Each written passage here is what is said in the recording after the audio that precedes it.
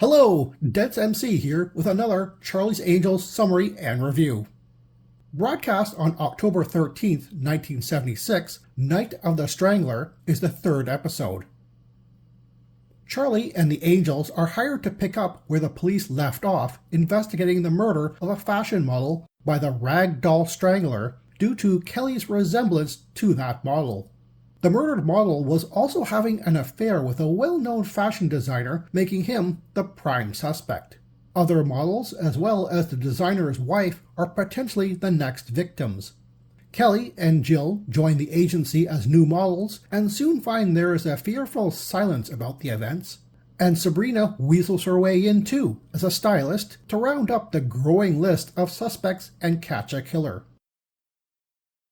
This episode features Richard Mulligan as the famous fashion designer Kevin St. Clair, Rosemary Forsyth as Michelle St. Clair, the wife and a model, William Beckley as photographer Alec Witt, and Dean Santoro as businessman Jesse Woodman, who's formed an odd financial alliance with Kevin.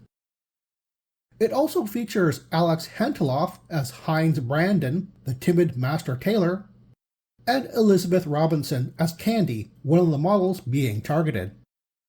Michelle being the St. Clair Creations Incorporated top model, and Kevin's wife for only 2 years, was odd to me.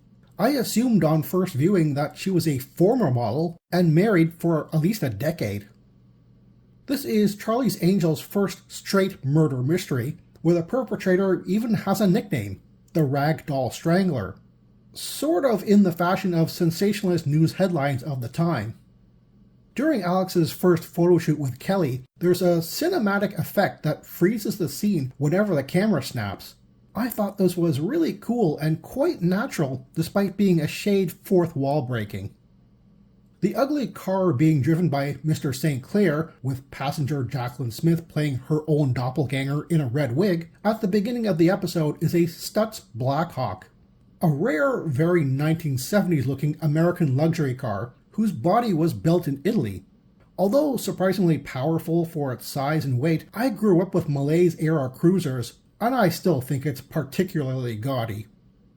There is an intense scene with Sabrina nearly being quote-unquote defiled by Alec, with Sabrina afterward wishing she'd rather be defiled by Robert Redford. I suppose her wry comment was classic writer's comic relief to diffuse the upsetting scene, but it does come off as flippant and maybe insensitive by today's standards. The sleaziness and terrible reputation of 1970s pornography is in full force here, as it will be in future episodes. Here it is stated that Alec got slapped with a porno charge, as if it were illegal to make adult films in the United States, which it definitely wasn't even at the time. Bosley later mentions Alex's police file has a statutory charge along with making obscene material, so I'm guessing the porno itself wasn't illegal, just the actors' ages? He's not very clear. This conversation about Alex's past is also the only link given to dolls, the Strangler's modus operandi. He mentions Alex's films feature dolls in them, but it's such a throwaway line and not mentioned again. Despite looking stereotypically sleazy, failing businessman Jesse Woodman has little presence in the episode. Even a potentially tense scene when he discovers Jill's gun in her purse is diffused easily and leads nowhere. He even gets dumped off screen right afterward, and you hardly miss him. Fabulous fashion of the episode? You'd think this one would have it all, but there really isn't a lot of models being shown, apart from Kelly, Jill, and Candy, who mostly wear dresses. However, look out for Jill in her 2 inches too long dress. It's really thin, and she's clearly not wearing a bra. Maybe on 1970s TV screens you wouldn't see much, but on DVD full screen she looks a little, pointy. Jacqueline Smith's wardrobe person really likes those crop tops. She's wearing one again in Charlie's office. And for a fashion designer, Kevin's own outfits are ugly. Like Ralph Furley from Three's Company kinda ugly. Seriously, a denim jacket with Gucci ribbons all over it? Yuck. Interesting scenes to take note of. Michelle is jealous of Kelly's wearing her bikini during the main photo shoot, resulting in a poolside catfight. The enraged Michelle is the only one who ends up in the water, though. I'm sure there's a TV tropes for this. However, honorable mention must go to Bosley's distraction as a confused tow truck operator.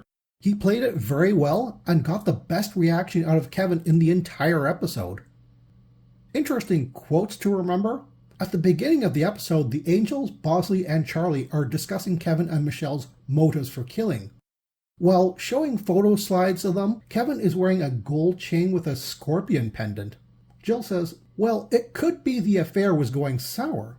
Is St. Clair a Scorpio? You know, it really is a bad cycle for Scorpios right now. And Charlie responds, chuckling, Scorpio or not, Jill, St. Clair is a solid suspect. 3 writers for this episode, Pat Fielder, Glenn Olson, and Rod Baker, and they couldn't have made Jill sound flakier. I know it's an early episode, but come on, fellas. They're private investigators and ex-cops. Leave that kind of dialogue for when they're joking around, not the serious discussion.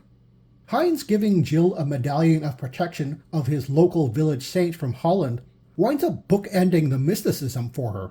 She states at the conclusion of the episode that it really did protect her, seeing as she had no wild scenes unlike Kelly or Sabrina. I'm doubtful the writers intended that, though.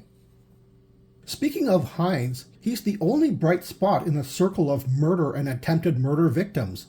Dana, the first model, was having an affair. Michelle was just a downright bitch. And Candy was acting shady for no reason. Poor Hines' awkwardness around women can come off as creepy given the atmosphere it's showcased in. However, afterward with Jill, it's easy to see that he's just socially introverted. He's trying his best, damn it. While Candy might be able to identify Alec as the Strangler in the parking garage encounter, what else could she reveal is confusing to me. Jill and Kelly both act as if the secretive Candy has some case-breaking info, but she really doesn't.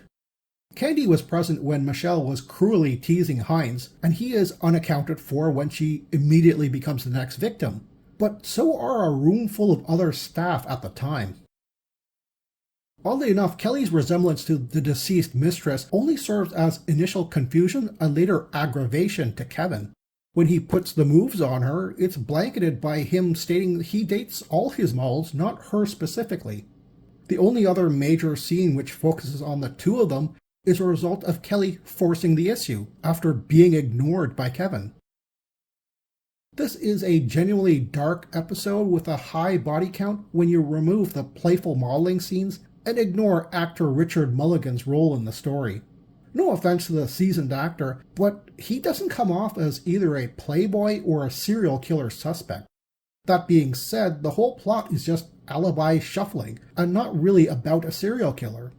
The 3 men in question, Kevin, Alec, and Jesse, each murder a woman, giving each other an alibi. Who kills Hines is only speculated to be Kevin, and making it look like the work of a single killer. The reason being given near the end of the episode that Kevin took out a large life insurance policy on Michelle.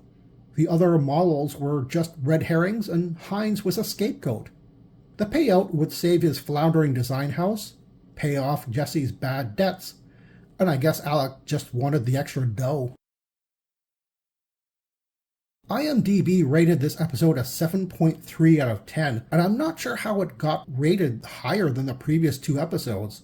Sure, it's not bad, and being a straightforward whodunit is easy to follow. But the conclusion with Charlie forcing the dialogue along until the Angels realize they're not dealing with a single murderer is sloppy, and Bosley becomes an idiot for this scene. Seriously, the entire trap the Angels lay out for the bad guys, with less than 10 minutes left for the episode, could have been how they realized who the murderer or murderers were. If there becomes an average rating for my reviews, this episode might be the standard. To me, this is a solid 6.9.